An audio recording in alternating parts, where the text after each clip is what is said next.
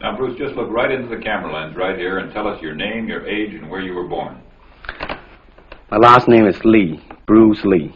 I was born in San Francisco in 1940. I'm 24 right now. And you worked in motion pictures in Hong Kong? Yes, since I was around 6 years old. And when did you leave Hong Kong? 1959, when I was 18. I see. Now look over to me, Bruce, as we talk. I understand you just had a baby boy? Yeah. And you've lost a little sleep over it, have you? 3 nights. And tell the crew what time they shoot the pictures in Hong Kong. Well, it's mostly in the morning because it's kind of noisy in Hong Kong, you know, around 3 million people there. And so every time when they have picture, it's mostly, say, around 12 a.m. to 5 a.m. in the morning. I see. They'd love that there. And you went to college in the United States? Yes. And what did you study? Philosophy. I see. Now, you told me earlier today that karate and jiu-jitsu are not the most powerful of the best forms of Oriental fighting. What is the most powerful of the best form? Well, it's bad to say the best, but in my opinion, I think Kung Fu is pretty good. Would you tell us a little bit about Kung Fu? Well, Kung Fu is originated in China. It is the ancestor of karate and jiu-jitsu. It's more of a complete system, and it's more fluid. By that I mean it's more flowing. There is continuity in movement instead of one movement, two movement, and then stop. Would you look right into the camera lens and explain the principle of the glass of water as it applies to Kung Fu? Well, Kung Fu, the best example would be a glass of water. Why? Because water is the softest substance in the world, but yet it can penetrate the hardest rock or anything, granite, you name it.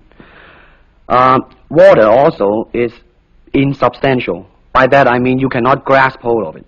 You cannot punch it and hurt it. So every Kung Fu man is trying to do that, to be soft like water and flexible and adapt itself to the opponent. I see. What's the difference between a Kung Fu punch and a karate punch?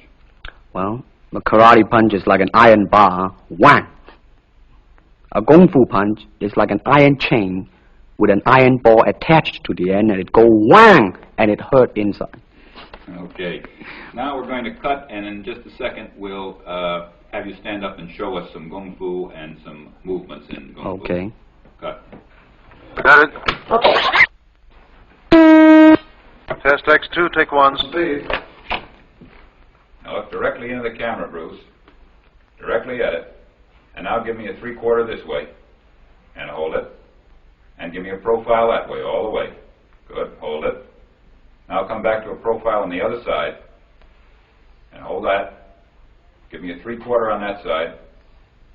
And then give me right into the camera again. All right. Now the camera will pull back. And Bruce, first show me the movements in the classical Chinese theater. Classical Chinese Well, theater. you know what we talked about in the office. How they walk and how they start to move. Well, in Chinese opera, they have the warrior and then the scholar. The way the warrior walk will be something like this. Walking this way, straight, come out, bend, straight, and then walk out again. An ordinary scholar would be just like a female, a weakling, 90 pounds in Child Atlas. You'll be just walking, you know, like a girl, real, shoulder up and everything. So by the way they walk, you can immediately tell who they Right, what character they represent. Now, show us some Kung Fu movements. Well, it is hard to show it alone, but I will try to do my best. All right, maybe one of the fellows will walk in. You want to walk Yeah, in? it would be... Go ahead. Go ahead. Go ahead. Come on, lady. Okay. Although accidents do happen, but, you know... There are various kind of strike. It depends on where you hit, then what weapon you will be using. To the eyes, you would use fingers. Don't worry. To the eyes. Or straight at the face, from the waist, everything on. Hold it just a minute. Let's move this gentleman around this way so you're doing it more into the camera. Okay, swell. And then there is band arm strike, using the waist again into a back fist. And let's have the assistant director back up just a ways. Okay, go ahead. Continue. And then, of course, Kung Fu is very sneaky. You know, the Chinese, they always hit low. From high, go back to the groin. Don't worry. Now turn around the other way with you, Bruce. Oh, okay. Yeah. And, Would you want him to? yes. Cross These the are camera just forward. natural reactions. That's Right, it. right. That All is right. natural. Right into the camera. Cheat into the camera a little bit and show this again. All right. Go ahead. There is the finger jab. There is the punch. There is the back fist and then low.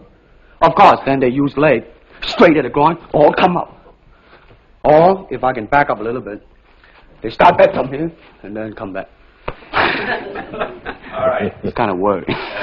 He has nothing to worry about. Now, No. once again, show us how a good Kung Fu man would very coolly handle it and walk away, rather than get involved in a series of actions. Cut it. Sound. Okay.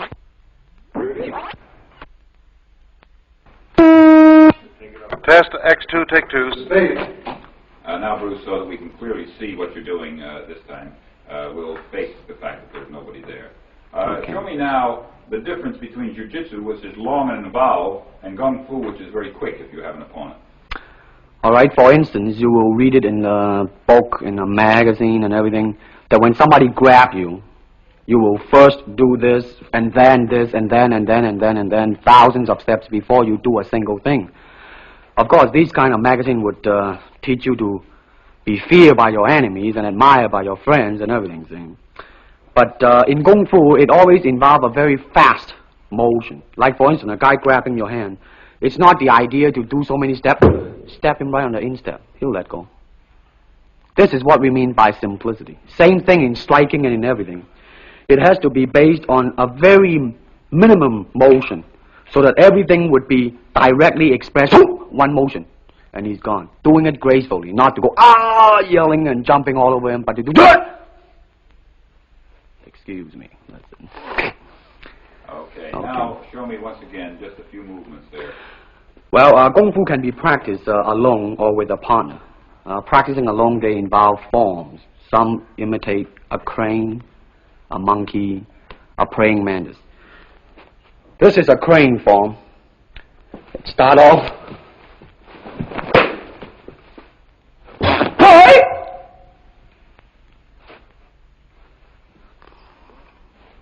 This is one of the movement involved.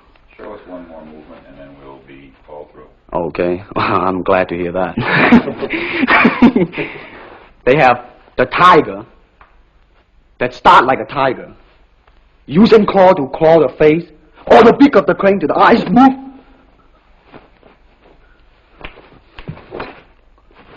This is some of the movement involved. Thank you very much. Thank you very much.